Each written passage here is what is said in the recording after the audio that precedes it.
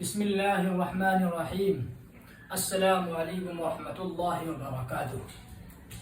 سامعین کرام، جیسا کہ آپ سب حضرات کو معلوم ہے کہ سعودی عرب کے اندر سعودی حکومت کی طرف سے تبلیغی جماعت کے اوپر پابندی لگا دی گئی ہے، اور جمعے کے خطبے میں تبلیغی جماعت کی مذمت میں ایک بہت ہی تکلیف پہنچانے والا خطبہ دیا گیا ہے، جس میں مختلف ایسی صفات بیان کی گئی ہیں جن سے تبلیغی جماعت بالکل پاک و صاف ہے، اور اس میں خاص طور سے حضرت مولانا الیاس رحمۃ اللہ علیہ کو قبوری یعنی بت پرست کہا گیا ہے، جو ہمارے لیے بالکل ناقابل برداشت ہے۔ تبلیغی جماعت ہمارا سرمایہ ہے، ہمارے بزرگوں کا سرمایہ ہے، اور اس کے ذریعے سے بہت سارے لوگ بے دینی کی طرف سے دین کی طرف آئے ہیں، جہالت کی طرف سے علم کی طرف روشنی کی طرف آئے ہیں۔ بہرحال سعودی عرب سے جو یہ خطبہ جاری ہوا ہے یہ بہت ہی افسوسناک ہے اور تمام مسلمانوں کو تشویش میں ڈالنے والا ہے، لیکن جس طریقے سے یہ خطبہ دیا گیا ہے، بہت سارے انصاف پسند اور حق پرست لوگ ایسے بھی ہیں جو حق بولنے والے ہیں، حق کہنے والے ہیں۔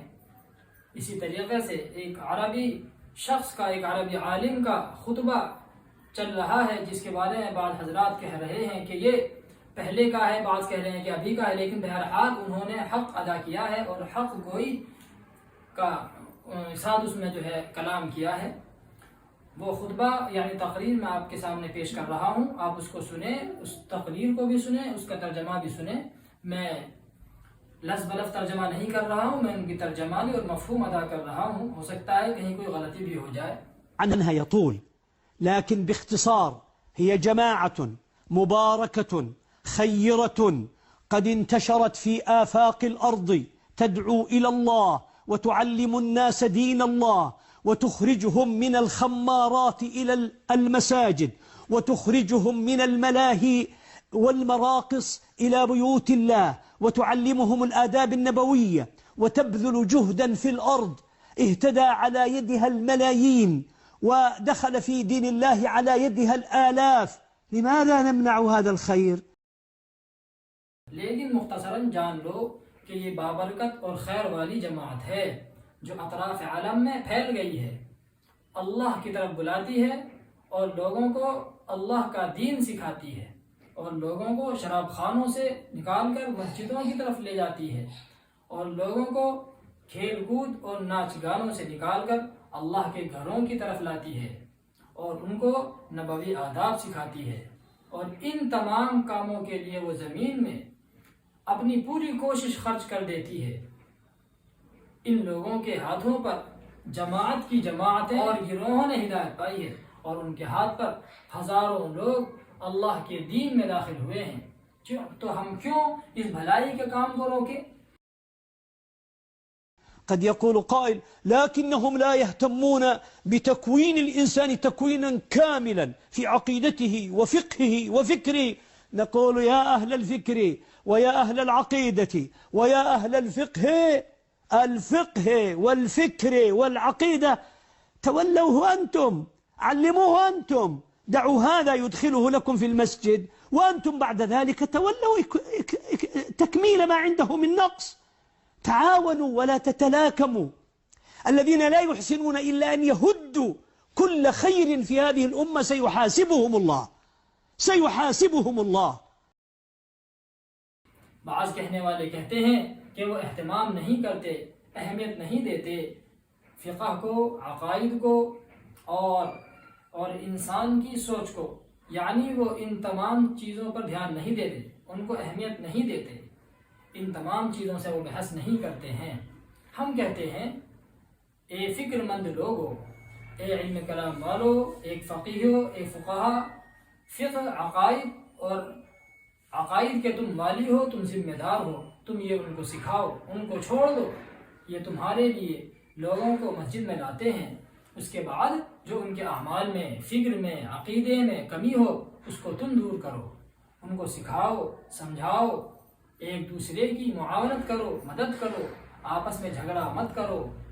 جو لوگ کوئی بھلائی کا کام نہیں کرتے سوائے ہر بھلائی کے کام سے روکنے کے، ان کا کام ہی خیر کے کام سے روکنا ہے، تو عن قریب اللہ ان سے حساب لے گا، عن قریب اللہ ان سے حساب لے گا۔ اتقوا الله في أنفسكم. جماعة التبليغ مما يحيرك فيها ليس عندها منهج تستطيع أن تحاكمها إليه، حتى تبليغ نصاب كتابهم يقول ما هو لنا، هذا ألفه واحد. عندنا هذه الأصول الستة، ندعو الناس إلى لا إله إلا الله وإكرام المسلم ومدري إيش كذا، أي نعم، دعوهم يعلموا الناس هذا الأمر. عندما نريد أن نعلم إنسان ندخله في المدرسة الابتدائية، ثم نرقيه إلى المدرسة المتوسطة، ثم الثانوية، ثم الجامعة، ثم الماجستير، ثم الدكتوراه، والناس تريد هذا، يقول إن لم يكن دكتورا وإلا نلغيه. لا يا أخي، لازم يمشي في هذا الطريق. دعوا الناس، بعض الناس همه أن يعلم الناس القرآن الكريم، دعوهم يعلموا الناس القرآن. بعض الناس يعلمون الناس السنة، دعوهم يعلموا الناس السنة. بعض الناس يحب أن يعلم المسلمين الفقه، دعه يعلمهم الفقه. بعضهم قد تخصص في رد الشبهات عن هذا الدين وما يكيده الأعداء لهذه الأمة، وأصبح في هذا الباب قد عرف أصول الفساد ويريد أن ينبه الأمة إليه. دعه يقول ذلك، دعه يمضي، دعه يمر، دعه يقول، دعه يخدم دينه. اپنے بارے میں اللہ سے ڈرو۔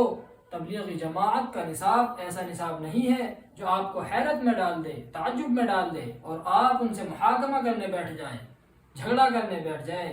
حتیٰ کہ تبلیغی جماعت کا نصاب تمام جگہوں پر اور تمام کتابوں میں ایک جیسا ہے۔ ہمارے نزدیک ان کے 6 اصول ہیں، جیسے کہ اللہ کی طرف بلانا، یعنی ایمان کی دعوت دینا، اکرام مسلم وغیرہ وغیرہ۔ یہ 6 نمبر یہ ہیں: ایمان، نماز، علم و ذکر، اکرام مسلم، اخلاص نیت، دعوت و تبلیغ۔ ان کو چھوڑو۔ دین کی باتیں لوگوں کو سکھانے کے لیے ہمارا کیا معاملہ ہے؟ ہم سوچیں ذرا، جب ہم چاہتے ہیں کہ انسان علم حاصل کرے تو ہم اس کو پرائمری یعنی ابتدائی مدرسے میں داخل کرتے ہیں، پھر اس کو ترقی دے کر متوسط مدرسے میں داخل کرتے ہیں، پھر مدرسہ ثانویہ میں داخل کرتے ہیں، پھر جامعہ میں یعنی یونیورسٹی میں داخل کرتے ہیں، پھر وہ کسی فن میں ماسٹری کرتا ہے، ڈاکٹری کرتا ہے، پی ایچ ڈی کرتا ہے، اور لوگ یہ چاہتے ہیں کہ یا تو انسان ڈاکٹر بنے یا بیکار ہی رہے، یعنی اگر وہ ڈاکٹر نہیں بن پایا ہے تو بیکار ہی رہے۔ نہیں، ایسا نہیں ہوگا میرے بھائی، یہ مختلف راستے ہیں، لوگوں کو چھوڑ دو۔ بعض لوگ یہ چاہتے ہیں کہ وہ لوگوں کو قرآن کریم سکھائیں، تو ان کو آزاد چھوڑ دو قرآن سکھانے کے لیے۔ بعض لوگ سنتیں سکھانا چاہتے ہیں تو ان کو سنتیں سکھانے کے لیے چھوڑ دو۔ بعض لوگ مسلمانوں کو فقہ سکھانا چاہتے ہیں تو ان کو فقہ سکھانے کے لیے آزاد چھوڑ دو۔ بعض لوگ اس دین میں پیدا ہونے والے شکوک و شبہات کا رد کرنے کے لیے تخصص یعنی پی ایچ ڈی کر رکھی ہے بعض لوگوں نے، اور ان مکاریوں کا رد کرنے کے لیے جو اسلام اور اس امت کے دشمن کرتے رہتے ہیں، اور انہوں نے اس بارے میں فتنہ و فساد کے اصول اور قوانین بنا رکھے ہیں، تو یہ متخصص حضرات امت کو ان کی چالوں اور شکوک و شبہات سے آگاہ کرنا چاہتے ہیں تو ان کو کرنے دو، ان کو چھوڑ دو، ان کا کام کرنے کے لیے، آنے جانے کے لیے، بولنے کے لیے، دین کی خدمت کرنے کے لیے۔ لماذا نحن لا نحسن إلا أن نهد؟ وبعدين الذي يقول يريد أن يهد هذا وأن يهد هذا وأن يهد هذا، حتى لا يقال ما في البلد إلا عبد الصمد، وإذا رأيته وجدت فيه نقصا هو فيه نقص وفيه خلل. لا يجوز. علينا أن نتقي الله وأن نخشى الله عز وجل، والله أعطى كل واحد قدرة وخصوصية معينة من أجل أن يخدم دين الله، فدعه يخدم دينه مما تمكن أن يخدم دينه من خلاله. بعض الناس والله متخصص في أن يخدم الناس بكفالة الأيتام والفقراء، دعه يخدم المسلمين عن طريق خدمتهم الفقراء والمساكين. وأنت يا أخي تعال كلمهم، أنشأ مؤسسة للأيتام، تعال أنت ضع لها منهج وجيب المدرسين وخلهم يدرسوهم. لكن تقول لا تضع إلا حتى تكون مثلي صورة طبق الأصل، وإلا خلى الأيتام تتلقفهم أيدي اليهود والنصارى وتضلهم عن دين الله. اتق الله، اتق الله.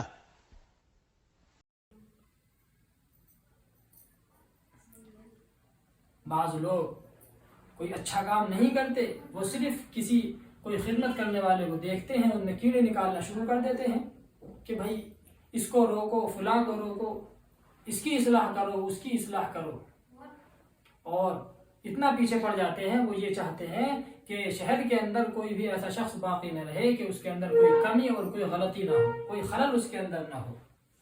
ایسا کرنا جائز نہیں ہے۔ ہم پر لازم ہے کہ ہم اللہ سے ڈریں اور ہم اللہ کا خوف کریں، اور اللہ نے ہر ایک کو خاص طرح کی طاقت اور متعین خصوصیت سے نوازا ہے تاکہ وہ اللہ کے دین کی خدمت کرے، لہذا ان کو اللہ کے دین کی خدمت کرنے کے لیے چھوڑ دو۔ بعض لوگ اور بعض متخصصین PhD ہولڈر چاہتے ہیں کہ وہ یتیموں اور فقراء کی کفالت کریں، لہذا ان کو چھوڑ دو مسلمانوں کی خدمت کرنے کے لیے فقراء اور مساکین کی کفالت اور خدمت کے راستے سے۔ اے بھائی، تو ان کے پاس جا، ان سے بات کر، جو یتیموں اور مسکینوں کے لیے انہوں نے ادارہ بنایا ہے، ان کو جاؤ اور کہو کہ آپ اس کے لیے یہ نصاب مقرر فرمائیں، ان کو استاد لا کر کے دو جو ان کو تعلیم دے۔ لیکن نہیں، آپ کہتے ہو کہ ہم یہ سب نہیں کریں گے یہاں تک کہ آپ ہماری طرح بن جاؤ۔